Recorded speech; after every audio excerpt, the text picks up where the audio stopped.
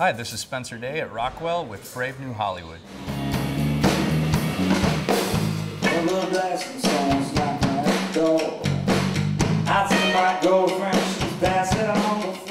You need a place to try out stuff where you have a very supportive audience like you do here, and I love the people who put on the shows here. And for me, I just think it's a really great thing. I wish I got to do it more, because it's a chance also with these guys who are wonderful players and we haven't gotten to play together that much. It's a chance every week for us to play with it and see what works. And some stuff you can do in the studio rehearsing, but it's really in front of people you see what's working.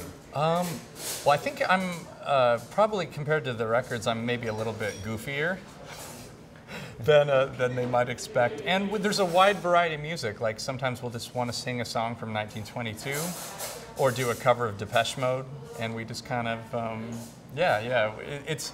it's always changing and spontaneous. Oh, she said, that ain't the way to have fun.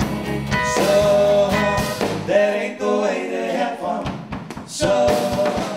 I'm kind of like a musical Memorex machine. Like I just kind of hear little bits of things here, like a bolero here, spaghetti western music here, or Chet Baker or whatever, and I kind of all absorb it like a sponge and then kind of hopefully transmute it into something unique. For the last couple of years, I've really just been in love with music from the early 60s, so especially like Roy Orbison and Dusty Springfield and Ennio Morricone.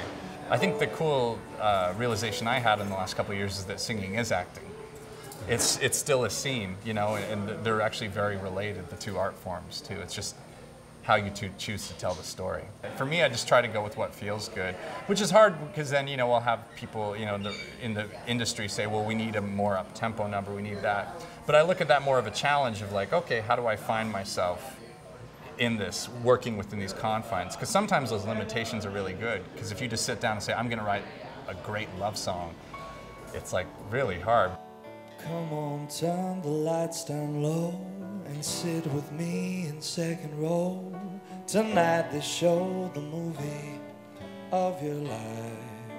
Well, I'm definitely seeing a scene. I think the movies really influenced me ever since I was a kid that way, is that I'm always wanting a soundscape that I can picture a very specific time and place. And the music I love, like Miles Davis or Radiohead or anything that I like is I find does that, where I'm teleported into a world, and for each person that world is different. For classics, I love Brazil, I love Cinema Paradiso, I love Harold and Maude, I love film noir, so that's a big influence for me too. I love Lady from Shanghai and Mulholland Drive and Sunset Boulevard, and then I love all the French movies like Amélie.